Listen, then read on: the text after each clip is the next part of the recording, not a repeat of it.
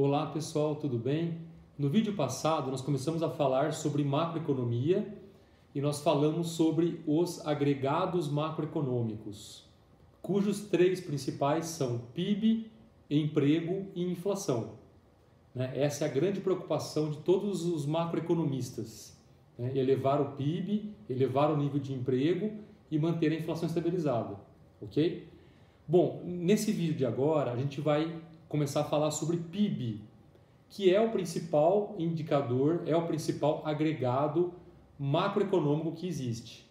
Então, nós vamos agora entender como que o PIB é calculado. Então, olha só, no vídeo passado eu já comentei com vocês que quem calcula o PIB no Brasil é o IBGE, um órgão oficial, do governo federal, e o cálculo é feito por amostragem. Não tem como o IBGE perguntar para todas as empresas do Brasil quanto elas produziram. Então, o cálculo é feito pela seleção de algumas centenas de empresas, ou algumas milhares de empresas pelo Brasil, em diferentes setores da economia, e aí o IBGE consegue estimar quanto foi o PIB daquele ano. Ou seja, quanto foi, vamos acompanhar agora como o PIB se define de novo, só para recapitular, olha lá, valor de mercado de todos os bens e serviços produzidos em uma economia em dado período, descontando-se o valor dos bens e serviços intermediários utilizados para produzi-los, esses bens. Ou seja, o PIB mede a produção de bens finais durante um ano numa economia. Puxa, mas como que o IBGE consegue calcular isso? Como que ele é calculado? Então vamos agora mostrar com um exemplo bem simples, bem didático, imagino, como que o IBGE consegue calcular o PIB. Então vamos imaginar que uma economia seja composta por apenas uma empresa, tá? Por suposição. E vamos aqui dar o exemplo de uma marcenaria, ok? Olha lá, marcenaria Cupim, que vai ser baseado o cálculo do PIB, ok? Então vamos lá. Tenta imaginar então a produção de uma mesa nessa marcenaria, uma mesa. Quais são os insumos necessários a produzir essa mesa? Então acompanha comigo aqui, ó. Olha lá. Nós temos madeira, R$200, tá? Estamos supondo valores em reais para produzir uma mesa, ok? Ó, madeira, R$200, tinta e cola, R$60, pregos, R$30 e energia elétrica, R$10. Então vamos supor que esses aqui são os bens intermediários para se fabricar uma mesa, ok? Na marcenaria Cupim. Então qual vai ser então, vamos somar aqui então, quanto vai dar isso? R$300. O que é R$300? Eu chamo de o custo dos bens intermediários, ou seja, aqueles bens necessários para produzir a mesa, que no caso a mesa é o bem final, ok? Então olha só, R$300, bens intermediários. Por quanto vai ser vendida a mesa? Vamos imaginar um valor qualquer aqui, Olha lá, 400. Supondo que o marceneiro, o empresário lá, vendeu a mesa por R$400. Vendeu lá para alguém essa mesa. O que são esses R$400? É o que eu chamo de valor bruto da produção. Tá? O valor de venda da mesa, R$400, é o valor bruto da produção. Agora pensem comigo, se o IBGE for perguntar para essa marcenaria, for lá questionar a marcenaria, o quanto ela produziu, o quanto ela vendeu, para calcular o PIB desse país. Quanto vai entrar no PIB? Qual o valor que vai entrar no PIB? Você acha que vai entrar um valor de R$400 no PIB? De R$300? O que você acha? Então, olha só.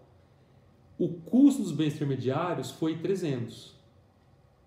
O valor de venda da mesa foi de 400.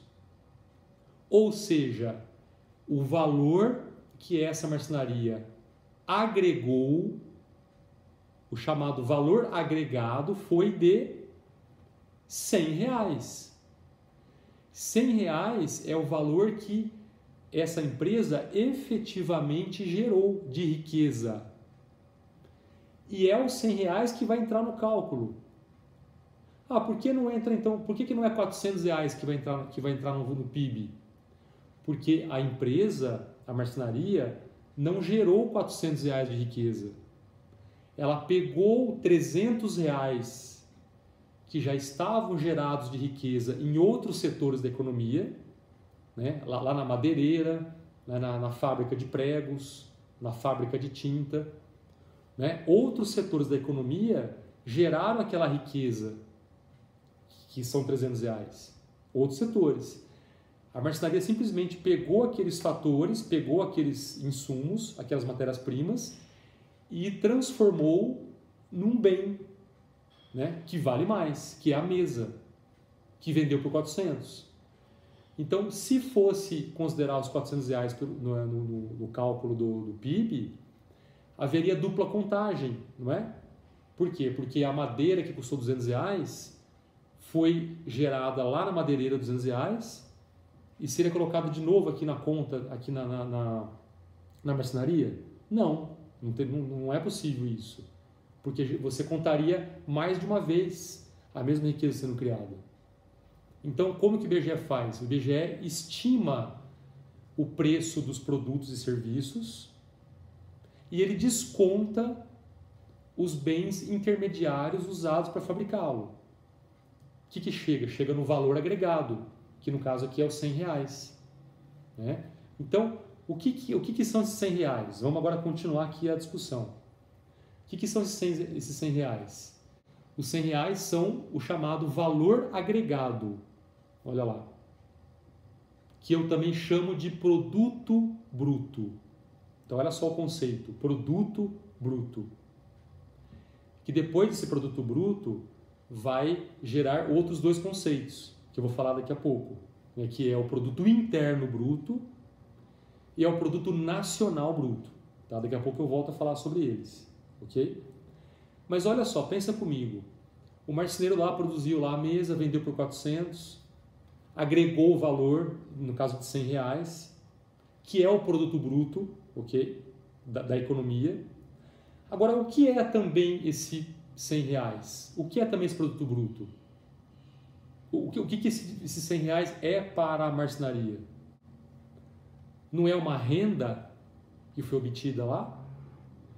Se o marceneiro fosse sozinho, fosse só ele lá o empresário, mais ninguém, o que seria isso? Seria o lucro dele, não é? Não é o lucro dele?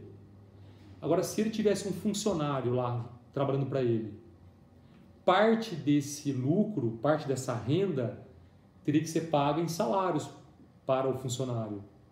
Então, uma outra parte dessa renda seria salários. Agora, continua pensando, se esse marceneiro pagasse um aluguel do lugar onde ele usa, parte desse valor agregado seria pago também para aluguéis. E, continuando, se esse empresário, se essa marcenaria, por exemplo, tivesse dívida em banco, fizesse empréstimos em banco, né, pagasse juros para banco, parte dessa renda gerada seria destinada também a pagamento de juros para o banco, por exemplo. Ou seja, esses R$ 100 de valor agregado é ao mesmo tempo produto bruto, que é o que foi gerado na economia de riqueza, e esse produto bruto é ao mesmo tempo a renda de alguém. No caso, a renda o lucro do marceneiro, os salários dos funcionários, o aluguel do dono do imóvel e assim por diante. Então, pensa comigo, tudo que é produzido na economia, tudo que se produz na economia, toda a riqueza que se gera na economia é ao mesmo tempo produto, né, valor agregado, que é produto, e é ao mesmo tempo renda para alguém. De modo que, se nós pegarmos todos os bens e serviços que a economia produziu durante um ano, tudo que o país produziu durante um ano, que é o quê? O nosso produto bruto. Isso é igual, isso é idêntico à renda. Olha lá, o final do nosso quadro. Olha lá, produto é igual à renda.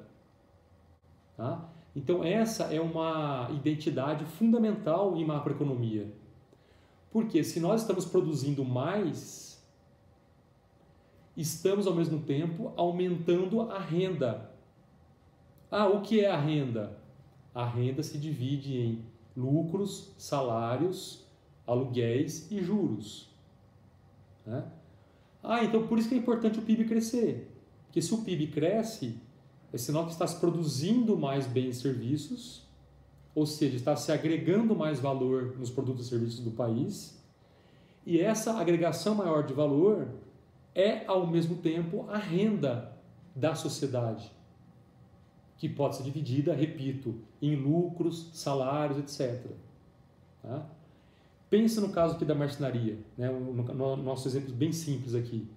Imagina que o marceneiro passasse a produzir mais mesas. O que ia acontecer aqui? Você não ia ter mais produto bruto? Você não ia ter mais mesas sendo produzidas? Não ia ter mais mesas sendo vendidas? Né? Vamos supor que ele conseguisse vender essas mesas. Ou seja, ia chegar um momento que ele poderia talvez contratar mais um funcionário, ou contratar um funcionário para ajudá-lo, ou dobrar os seus funcionários. Ou seja, isso geraria, consequentemente, mais renda para as pessoas, né? Que é, repetindo, mais lucro e mais salários, basicamente. Tá? Então, para resumir, é assim que o IBGE faz a estimativa de cálculo do PIB, né? Ele entrevista milhares de empresas pelo Brasil afora e ele consegue estimar quanto cada empresa agregou de riqueza naquela produção. Como que ele consegue isso? Ele estima um valor para os bens e subtrai os custos dos bens intermediários. E aí chega-se no produto bruto, que é a renda das pessoas, que é a renda das empresas. Tá? Então é assim que o IBGE calcula. Claro que esse exemplo aqui é de uma empresa apenas, mas se você pegar para toda a economia do país, você vai ter o número do PIB daquele país. Aliás, o número do produto daquele país. O número do produto bruto daquele país. Que agora sim eu vou dar a diferença entre o PIB e o PNB. Né? Nós conhecemos mais o PIB, mas o PNB é uma outra medida também importante que existe em macroeconomia. Né? Qual a diferença entre as duas? Vamos agora mudar de quadro aqui, olha lá. O que é o PIB? É a produção ocorrida dentro de um país, independentemente da nacionalidade de quem produziu. PIB, o I, produto interno, é o que foi produzido dentro do território brasileiro. Tá? Não importa se é uma empresa de capital estrangeiro ou nacional. Ponto. O que é o PNB? É a produção de um país. Olha lá o N, produto nacional bruto. Nacional, é a produção da nação brasileira, independentemente de ter sido produzida ou realizada dentro do Brasil ou fora do Brasil. Então essa é a diferença entre PIB e PNB. Então imagine o seguinte, eu pus aqui na imagem 2 exemplos de uma fábrica de suco de laranja brasileira que tem filiais nos Estados Unidos. A Cutrale, por exemplo. O que a Cutrale produz nos Estados Unidos? Vai entrar onde? No PIB americano. E no PNB brasileiro, porque é uma empresa brasileira. Agora pensa o contrário, a Nestlé, que tem fábricas no Brasil, mas é uma empresa estrangeira. O que a Nestlé gera de riqueza no Brasil vai entrar no nosso PIB. Agora, a parte da riqueza que a Nestlé enviar para a Suíça vai entrar no PNB da Suíça. O que é a diferença entre PIB e PNB? Geralmente, no Brasil, usamos mais o conceito de PIB, ok? Para comparar com outros países, principalmente. Ok, então? Então, um abraço a vocês. Obrigado, até o próximo vídeo.